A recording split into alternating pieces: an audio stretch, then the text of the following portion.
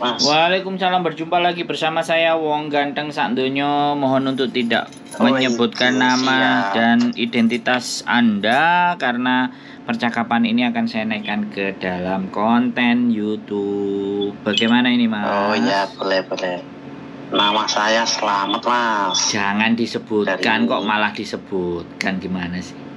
Nggak usah diomong, Mas. Aduh. Wes, lanjut. Oke. Gimana? Itu kan banyak loh, Mas, yang masuk ke Hongkong itu cowok kan itu. Nah, itu statusnya gimana, Pak? Mas, sebenarnya? Ya, kalau sampean tanya status cowok yang mana, ya cowok itu banyak. Maksudnya yang ini kan dia berangkat pakai visa turis. Ya. Pokoknya berangkat ke sana turis lah gitu. Iya. Nah, sampai sana kok pada kerja. Itu yang benar yang mana? Ada yang bilang katanya ada yang ngurus itu. Ya, sampean kalau tanya ke saya menjawabnya hanya yang sepengetahuan saya ya. Jadi Ya. Jadi kalau selama mereka berangkat tanpa ada visa, sekali lagi, mereka berangkat tanpa ada visa, endingnya ya pastinya kalau nggak paper ya overstay. Dan itu ilegal. Iya. Kalau paper itu gimana maksudnya tuh? Ya, kalau paper itu minta suaka. Jadi dia OS terus minta keringanan sama pemerintah Hongkong atau sama lembaga yang ada di Hongkong gitu kan, bahwa saya nggak bisa dan nggak mau pulang gitu. Tapi bisa. Tapi kalau alasannya cocok ya dia bisa diterima, kalau nggak cocok ya dideportasi kan kayak gitu. Terus macam-macam gitu. Ada yang terus akhirnya dia cari kerjaan di luar. Tapi habis itu ya dia nggak bakal bisa balik ke Hongkong lagi setelah dia keluar dari Hongkong atau menyerahkan diri atau dia sudah mau balik gitu. Jadi minta suaka itu ya dia hanya ada di Hongkong aja, dia nggak bisa kemana-mana karena dia nggak megang paspor. Berarti paspornya di bawah sana? Iya dong. Nah kan dikasih jatah, jatah rumah apa semua kayak gitu. Itu selama berapa tahun? Ya saya nggak ngerti. Saya nggak ngerti sampai berapa tahun mereka maunya, terus peraturannya juga sampai di mana. Yang jelas saya tidak mau dan tidak pernah menyarankan, merekomendasikan. Jadi saya disclaimer dulu bahwa percakapan kita itu hanya obrolan yang notabene-nya sebenarnya saya sangat tidak setuju. Tapi kan karena sampean bertanya. Nek sampean bertanya ya tak jawab aja. Iya, daripada nantinya kok di belakangnya masalah. Kenyataannya kok enggak yang jadi masalah ya, mendingan tanya yang berpengalaman gitu. Kalau saran saya langsung aja nih kan, karena sampai impiannya ke sini kan. Saran saya begini. Kalau bisa sampean belajar bahasa Inggris, dimantapkan. Bahasa Inggris atau belajar bahasa Kantonis. Nah, di Hongkong ini mau ada namanya skema, mau namanya ada pembukaan bagi warga asing yang ingin bekerja di Hongkong menjadi supir angkot gitu. Iya. Nah, rumor sekali lagi ini masih rumor, masih diinfokan sama beberapa pemerintahan menyampaikan bahwa 2000 rencananya dia mau mengambil 2000, nggak tahu ini dibukanya mulai tahun berapa atau bulan berapa sampai dia godok skemanya, ya kan? Jadi nanti makanya sampean sekarang belajar dulu ya, kalau memang bisa nyetir belajar tulis, biar nanti kalau misalnya ada ujian tulis sampean ngerti bacaannya apa, tandanya bagaimana. Intinya belajar tidak hanya percakapan tapi tulis kalau memang mau mempersiapkan. Nah nanti pantengin konten saya pasti akan pantau itu gitu loh, sampai nanti skema peraturannya bagaimana untuk bisa masuk gitu. Untuk jadi supir itu bagaimana tata aturannya, pastinya saya akan buka, saya akan kontenin gitu loh. Nah sekarang ini masih sifatnya rumor, makanya ada kesempatan sampai untuk belajar gitu loh. Jadi kalau ngikutin orang-orang bayar 30 juta, 20 juta, nanti kerjaannya di sini begini dan begitu, dan kamu harus bayar dulu, selalu akan ada dua kemungkinan. Kalau nasib baik, ya dapat pekerjaan. Kalau nasibnya buruk, ya ketipu, kan kayak gitu. Tapi yang nasib baik itu nggak sampai 10%. Jadi yang tapi tetap aja ilegal. Yang 90% tipu-tipu. Ada yang bekerja beneran juga ada, Mas. Tapi jumlahnya nggak banyak gitu loh. Sopir ada. Karena gini, awalnya mereka masuk itu kan mereka jadi pembantu dulu. Ya kan? Iya. Nah, jadi di dalam pembantu itu, misalnya kamu boleh ajak siapa keponakanmu, temenmu, saudaramu untuk jadi tukang kebun misalnya. Ya sudah. Ya. Di hire bersihin kebun, nyuci kolam, kemudian nyuci mobil, ya kan? Pokoknya yang bagian luar tanaman, dan dia bisa masuknya ke situ kan karena ada rekomendasi CC yang sudah ada di dalam. Nah biasanya yang kayak gitu yang dapat link. Nah kalau nggak dapat kayak gitu ya biasanya di PT ada, kayak kemarin yang ngobrol sama saya itu penjaga kuil, dia juga datang ke PT, yaitu dia dapat rezeki karena PT-nya lagi butuh juga. Ada laki-laki dan dia bayar 28 juta. Itu bayarnya di sini apa di? Ya di Indonesia pada saat visanya turun. Ya. Dan saya rasa juga nyicil, aku nggak ngerti. PT-nya ada, jadi kalau bayar ke PT-nya alamatnya jelas, lengkap, bener, nggak selintutan, ya sudah. Tapi nih cuman online ya siap-siap aja, karena ada juga PT yang mencoba memberangkatkan dan minta duit di depan. Aduh. Makanya kalau serba bayar duit di depan itu, saya dari dulu saya nggak pernah begitu. Kalau pertanyaannya sampean supaya seperti saya, lah daripada duit 50 tak kasihkan PT, mending tak bikin berangkat sendiri, cari-cari di sana kan, ya wis resikonya nanti gitu aja toh. Iya. Ya walaupun yang duit benar kayak gitu. Nah duit daripada dikasihkan orang dan tidak jelas, mendingan ya itu. Ya dibawa sendiri. Berjuang di sana. Nah. Iya. Dibawa sendiri, berjuang dewe, wis menang wis. Itu aku lihat konten sampean yang pertama itu keluar masuk itu apa sekarang nggak dicurigai atau gimana? Ya makanya gini, rumus yang sama, orang yang berbeda, hasilnya juga beda, benar nggak? Iya benar. Ya kan? Sampean boleh tiru cara kayak saya, tapi saya kan nggak jamin. Bisa dipahami nggak? Nah, Masnya ngajak jadi kayak gitu loh Mas. Kemarin sempat saya juga ngasih tahu anak juga kayak gitu. Akhirnya mempan juga, dia akhirnya paper juga. Nggak tahan juga. Makanya kan gini, sekali lagi dimana bahwa semuanya rumus yang saya sampaikan orang boleh mau menerapkan. Tapi sekali lagi, saya di situ tidak menyuruh. Saya hanya membuat konten kehidupan saya, boleh kan? Iya benar lah. Ya, konten kehidupan saya kok. Pada kenyataannya saya dulu juga begitu kok, dan saya bisa. Lah kalau orang lain nggak bisa itu kan berarti bukan karena saya. Nah itu nasib orang beda-beda. Nah kembali di situ kan. Nah sekarang nasib itu yang menentukan bagaimana cara kita berpikir dong. Iya. Bukan Gusti Allah. Kita bisa berpikir gitu loh Mas. Jadi orang-orang itu kadang niru rumus, ya niru cara, tapi ndak siap.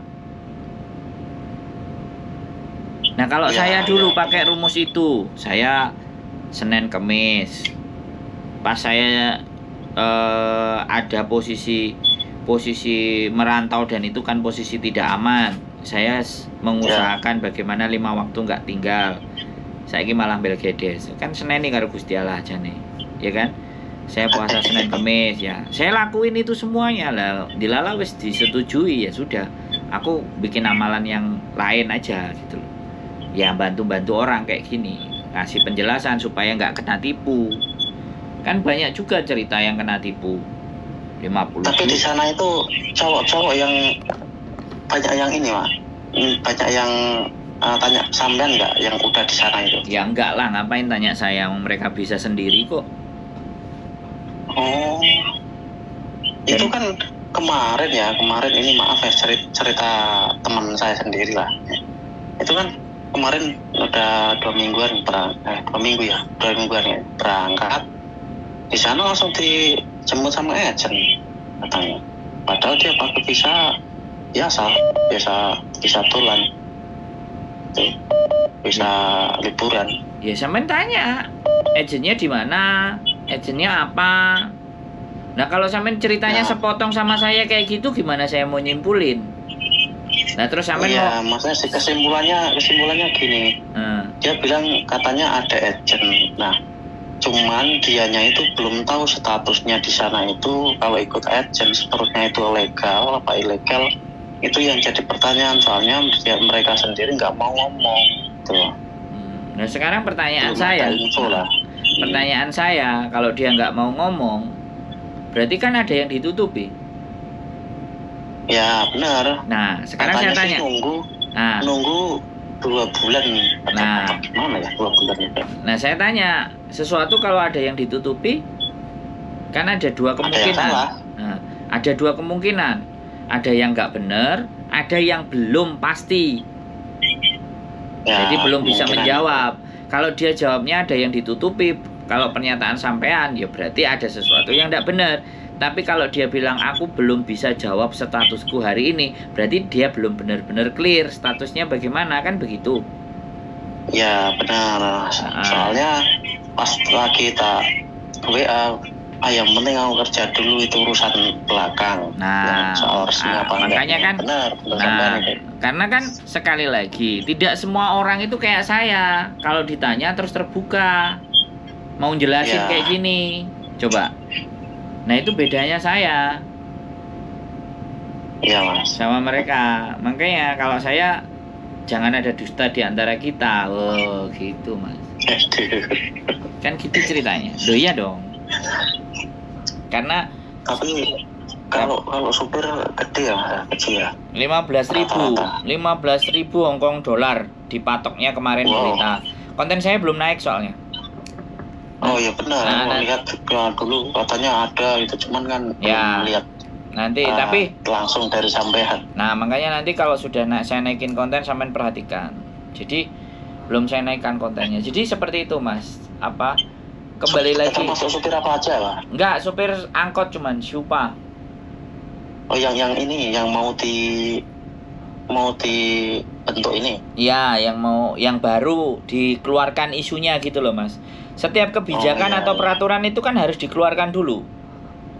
Iya. Dikeluarkan tapi belum fix bagaimana respon. Itu namanya kebijakan publik. Kalau dalam pelajaran ilmu sosial dan politik itu sebelum membuat kebijakan dia harus lempar dulu kebijakan itu. Bagaimana orang merespon? Kalau tidak direspon chaos atau nanti tidak menimbulkan pertentangan dan keributan, maka kebijakan itu akan dibuat. Tapi kalau enggak dia harus digodok lagi gitu kok. Nah, itu dalam sekolahnya anak-anak yang tinggi itu. Ya kalau saya kan asal tahu aja lah gitu loh. Saya sekolahnya kan nggak tinggi-tinggi amat gitu loh. Tapi pengalamannya beda dong. Ya, artinya seperti itu mas. Jadi kalau sampean memang mau dan itu memang resmi ya begitu. Tapi kalau sampean memaksakan, wis pokoknya aku tekad munggah Budarono ya itu tadi caranya. Duitnya ya paling mentok ya niru cara sampean sebisa mungkin, masih kurang beda lah gitu. Ya silahkan. Jadi kembali lagi di mana saya tidak merekomendasikan cara-cara seperti saya kalau memang tidak mampu. Tapi hak asasi manusia kan terserah gitu loh. Kita kan nggak boleh melarang orang untuk tidak seperti itu. Nah, sampean silahkan. Jadi sebenarnya menurut saya itu kalau ke luar negeri itu selama dia mau belajar sebenarnya banyak cara gitu. Cuman anak-anak kan maunya serba instan. Instan ya, biasa pengen langsung berangkat kerja. Nah kan yo repot, nggak bisa gitu. Saya aja bahasa nggak bisa, pengalaman nggak ada. Nah tahu-tahu wis budal ya, terus apa jare nang kene begitu nang kene nek sing gak kuat, sing gak tepak. Satu anak kemarin juga ada main ke rumah saya. Oh Iya, tanya-tanya. Tapi nggak di Hongkong, pas di Indonesia. Oh di Indonesia. Terus dia berangkat ya udah di Hongkong. Ya wis, nasibnya aku nggak ngerti. Dianya nggak ngabari ya nggak apa-apa. Buat saya kayak gitu aja kok mas. Jadi nggak selalu orang harus ketika udah ngobrol dengan saya terus nanti wah aku harus ini enggak. Justru semakin saya nggak dihubungi berarti dia semakin bisa menjalani semuanya.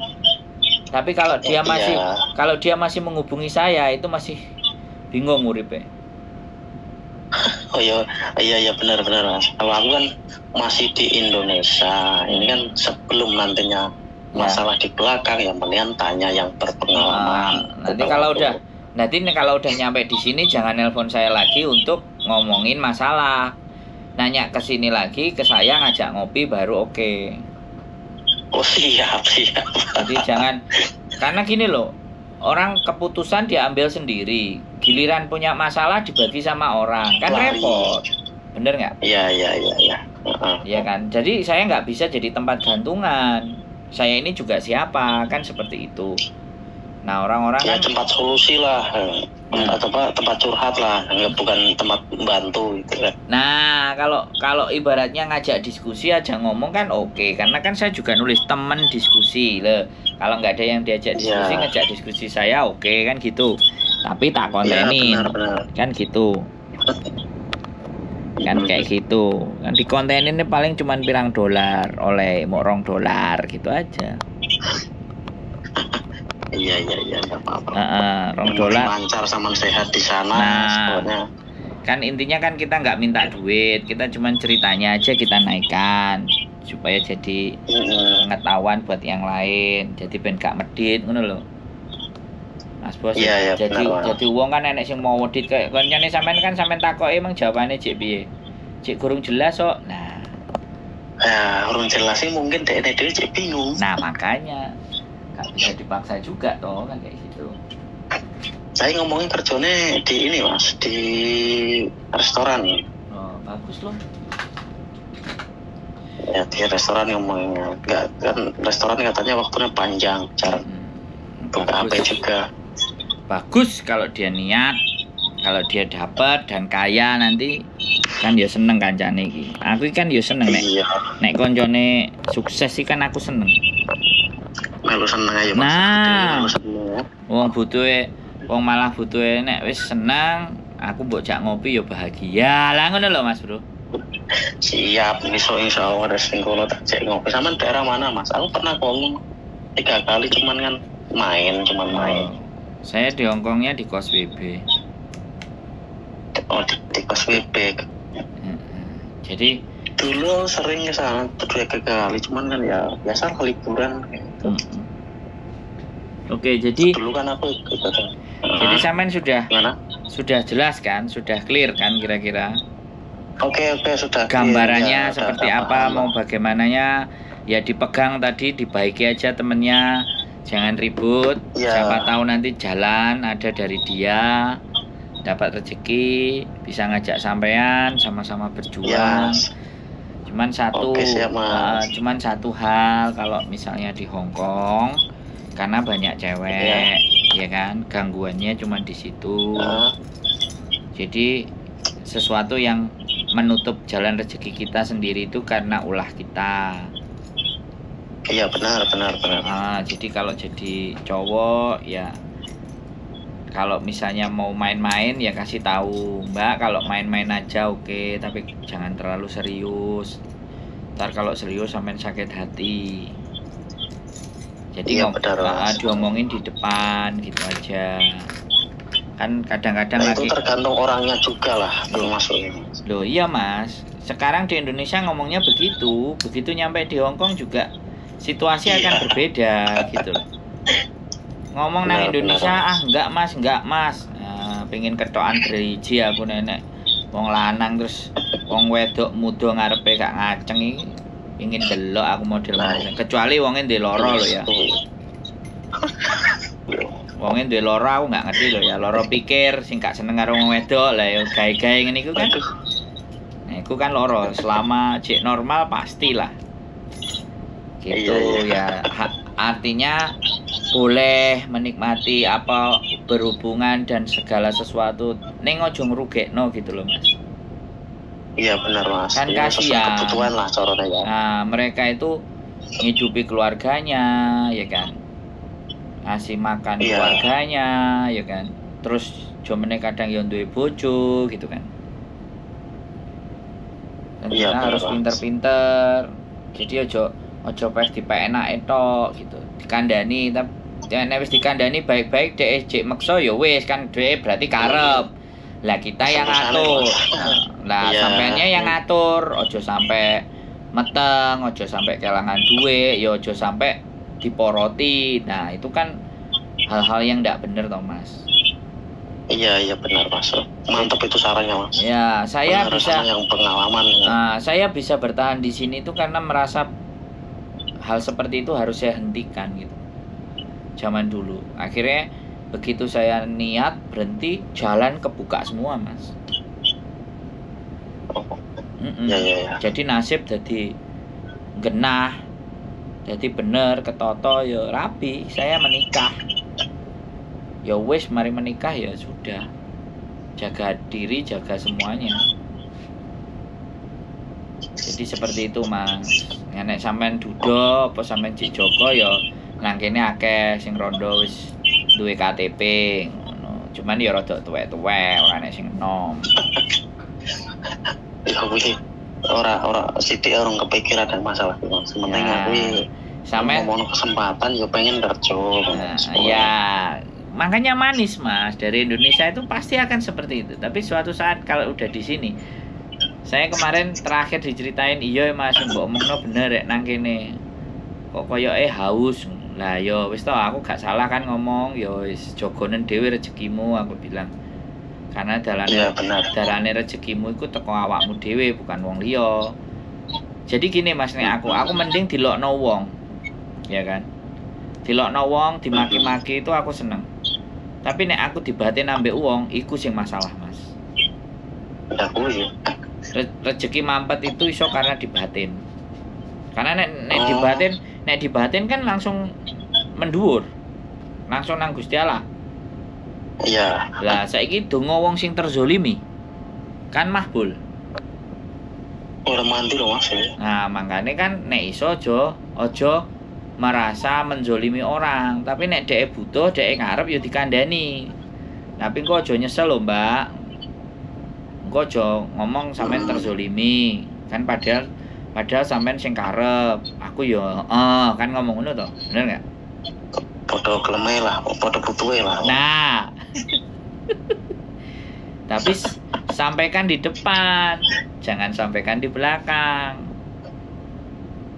Ya. Iya, Mas. Kadang-kadang wong lanang kan gatel-gateli ngono lho, Mas. Wis iya ya, sifatnya menungso kadang rasa ditebak ya. Nah, aku makane lan-lanan ae karena sampean lanang. Iya toh, padha lanange lah awake dhewe iki. Iya. Kan ngono ceritane. Padha lanange wis blak-blakan wis.